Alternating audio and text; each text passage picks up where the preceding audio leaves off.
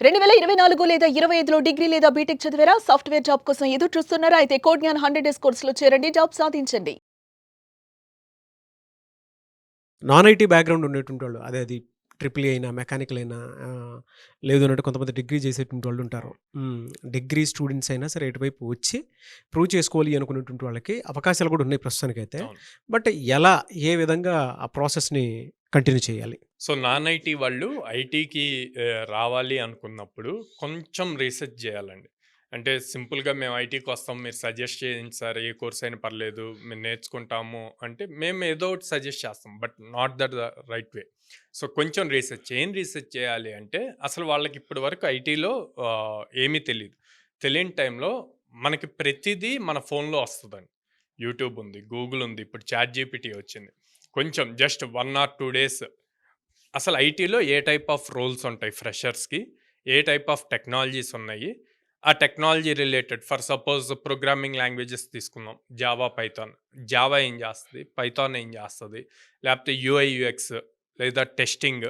So, ఇట్లాగా కొంచెం research చేసి వాటి గురించి తెలుసుకుంటే వాళ్ళకి కొంచెం అవగాహన వస్తది. ఆ హ్మ్. అవగాహన వచ్చినప్పుడు మేము ఏదైనా పర్టిక్యులర్ థింగ్‌ని సజెస్ట్ చేసినప్పుడు యాస్ ఎ ఎక్స్‌పర్ట్స్‌గా అప్పుడు వాళ్ళకి ఒక కొంత క్లారిటీ వస్తది. అప్పుడు ఈజీ అవుతది డిసైడ్ అవ్వటానికి. ఏది చూజ్ చేసుకోవచ్చు, ఏది చూజ్ చేసుకోకూడదు. ఆర్ నాకు ఇదైతే గనక ఈజీగా నేను నేర్చుకోగలుగుతానన్న ఒక థాట్ వస్తది. అది చాలా ఇంపార్టెంట్. ఫస్ట్ ఆ రీసెర్చ్ వర్క్ అన్నది అయ్యాక, ఆ రీసెర్చ్ అయిన తర్వాత మెంటర్స్ దగ్గర గైడెన్స్ తీసుకొని ఏదో ఒకటి ఫిక్స్ అవ్వాలి. సో, ఈ ఫిక్స్ అయ్యే టైంలో ప్రోగ్రామింగ్ లాంగ్వేజెస్ ఏదో ఒకటి స్ట్రాంగ్‌గా నేర్చుకోవాలండి. ఓకే. ఎందుకు అంటే సాఫ్ట్‌వేర్ ఇండస్ట్రీ అంటేనే ప్రోగ్రామింగ్ రాయటం. ప్రోగ్రామింగ్ రాయకుండా టూల్స్ ఉంటాయి. కానీ అది ఒక లెవెల్‌కెళ్ళాక ఖచ్చితంగా మళ్ళీ ప్రోగ్రామింగ్ రాయాల్సిందే. ఇప్పుడు ఏఐ వచ్చింది. ఆ టూల్స్ అన్నీ కూడా రీప్లేస్ అయిపోతున్నాయి. సో, ఆ ఏఐ రిలేటెడ్ స్క్రిప్ట్ అయిన రాయాలి గదా!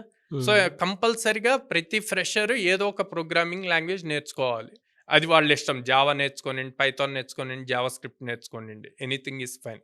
బట్ ఇన్ డెప్త్ నేర్చుకోవాలి. అక్కడి నుంచి డేటా స్ట్రక్చర్స్ నేర్చుకోవాలి. Arrays, strings, linked lists, double linked lists ఇట్లాగా ఉంటాయన్నమాట. ట్రీస్ ఉంటాయి. సో, ఈ కాన్సెప్ట్స్ అన్నీ ఐడియా ఉండాలి. అప్పుడే లైక్ దాంట్లో ఉన్న లాజిక్స్ రాయగలుగుతారు. సో, డేటా స్ట్రక్చర్స్ అన్నది ఒక ఇంపార్టెంట్ సబ్జెక్ట్. సో, ఈ ఈ ఫండమెంటల్స్ నేర్చుకోవాలి. డేటా స్ట్రక్చర్స్ నేర్చుకోవాలి. నెక్స్ట్ ఏం కావాలి ఒక ఫ్రెషర్‌కి? అన్నిటికన్నా ఈజీగా ఉండేది డేటా బేస్ అండి. ఓకే. మనం ఏం టైప్ జేసినా, ఏం జేసినా మనం ఎట్లాగైతే మన మైండ్‌లో గుర్తుపెట్టుకుంటామో, అట్లాగే సిస్టమ్‌లో డేటాబేస్ అనే దాంట్లో ప్రతిదీ స్టోర్ జేయాలి. ఆ స్టోర్ జేయటానికి దానికి ఎలా రాయాలి, క్వెరీస్ ఎలా రాయాలి అన్నది చాలా ఇంపార్టెంట్. సో, దీనికి ఎస్‌క్యూఎల్ ఉంటది, మొంగోడీబీ ఉంటది.